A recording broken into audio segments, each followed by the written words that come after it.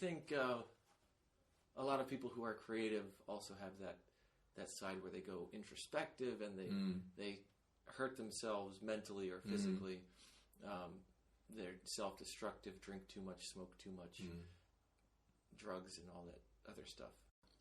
But is there a bit of a myth behind it? I don't know. I don't know if I've met anybody who produces anything that I respect and enjoy that doesn't have at least a little bit of that. A bit of self-loathing, self-doubt, or the need to really be away from everybody for long periods of time and just be that by themselves, whether that's they enjoy that or they're unable to interact socially with people for extended periods of time. Or just like hidden sides, because I got a friend in. Oh yeah, I got a friend in England. I mean, I'm not going to name him, but he might listen to this, and he probably knows who he is. Who is not like particularly comfortable communicating, but his music is just amazing. Some of the lyrics are amazing because they're communicating things that he can't communicate very well in social situations. For me, that is art. That's what art is about. It's various forms, but when you can communicate, when you can write a song and you're not really thinking about the lyrics, they're coming out of you, and you express yourself better than you do consciously in social situations. That's art for me. Well, I think the thing with music is we're so wrapped up in ourselves. You can see this as you walk around anywhere. People with taking selfies with the most stupid, idiotic things that they're doing, eating lunch, but everybody is so self-absorbed, especially now in our society, and we're supposed to be because it keeps you from analyzing anything outside of yourself. But music has the effect that it pulls you from yourself and projects you outward. Okay, so in one way, you're indulging that self and allowing other people to be in that aura or presence of whatever you perceive yourself to be. But music also has the effect of creating unity and oneness among the audience and the listeners, removing them from that fixation upon themselves. And that's a really big thing that I've noticed here. The difference between a Spanish audience and an expat, mixed American, British, etc. audience is the Spanish audience is more about the collective experience of listening to the music, even if the music isn't very good, which is sort of frustrating.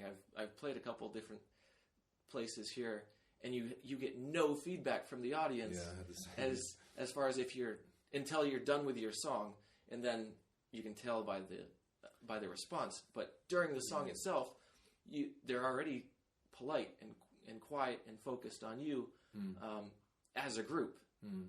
Now you take the expat mixed group, and they're still stuck within either their small interactions between each other, and you're basically background noise until you do something really special, and then it sort of feeds your ego that you've been able to quiet them or cause a collective experience among them.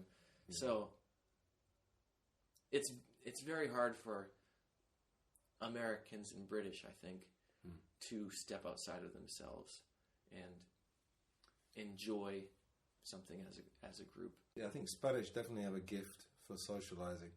And sort of socializing without having to necessarily do anything. Because one of the things I've noticed, I've been here about a year, and I lived in Italy for 2.5 years before this. One of the big things is the idea of just going to squares in the city and just hanging out and just talking. Because I think in England, and maybe in America, I don't know, but we're very goal-oriented. And we have to have... We're always goal-oriented. We have to have a reason to do it. It's like, just hang around talking, You don't have to have a goal or some sort of entertainment to focus upon. Yeah, that's it. At all times. No, it's interesting what you said about the audience, because goes to an open mic and just pulls out the guitar and starts singing Wonderwall, which is it's not a bad tune, but think of another one of those popular covers, and it always gets the biggest reaction. And and it's nothing to do with feeling feeling like envious of the person because they got that reaction. Because any of us could go to a bar and do a half decent version of Wonderwall and get everyone singing.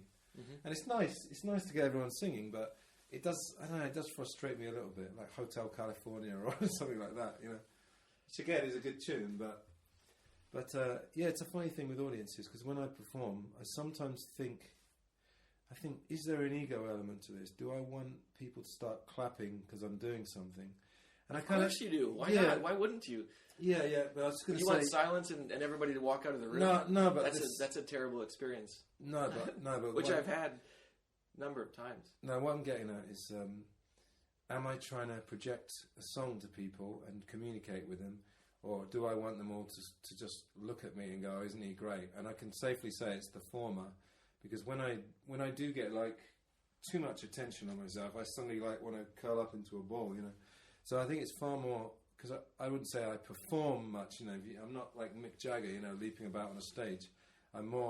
I was influenced by Dylan and that. No, I just play the song and I don't really do anything in particular. I just enjoy the song, and it's really the song that's being projected out. I'm really, you know, there must be an ego element to going on stage, I'm sure, and probably we are craving attention to some extent, even if we don't realise it. But I think there are performers, in inverted commas, who kind of want to leap about, and there are people who just want to project songs. Do you agree with that? So I think you've got to do both. I mean, yeah, I don't know.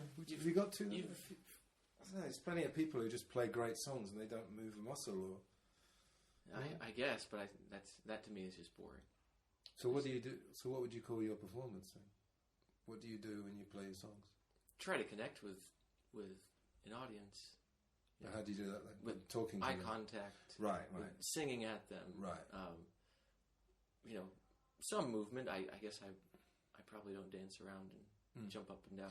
But that's what I was getting at. No, you're totally right. Eye contact, maybe a little introducing the song, etc. But I'm saying you're not performing in the sense of leaping about, and you're not kind of doing things to get the attention squarely on you rather than the song.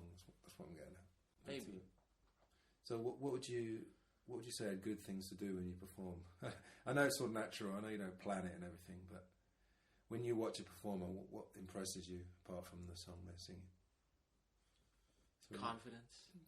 Yeah, if someone or watching someone transform from someone who is not confident to holding an audience in the palm of their hand.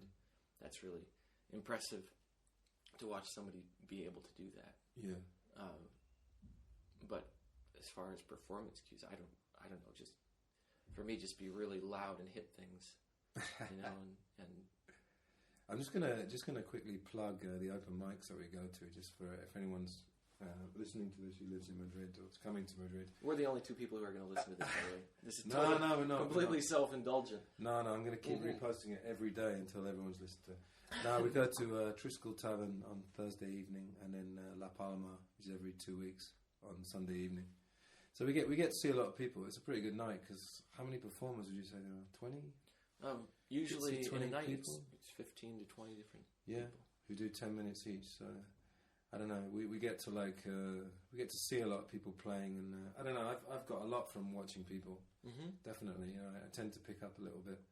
I remember one of the main inspirations I ever had was I saw this documentary about Jimi Hendrix, and aside from obviously his amazing guitar playing, etc., his manager said that he used to go and watch local bands in pubs in London, because obviously he made it first in England, and they would say, no matter how bad the band was, Jimmy would always get something out of it. Like he'd say, "Oh, did you notice this?" Or right. You know, because I saw a guy, for example, who didn't bend any notes. All he did was slide, and I was thinking, God, it's a lot of effort, you know, to continually slide rather than bend. But just something like that, you know, even if the music was complete crap, that's something, you get something out of it. And I try and do that kind of in my life, really. I walk around and I just continually notice things.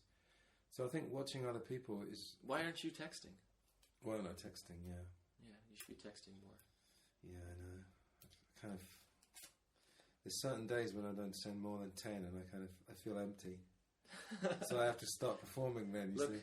Look down. I have to fill that empty space. I have to fill that empty space somehow. Stop noticing what's going on around you. No, but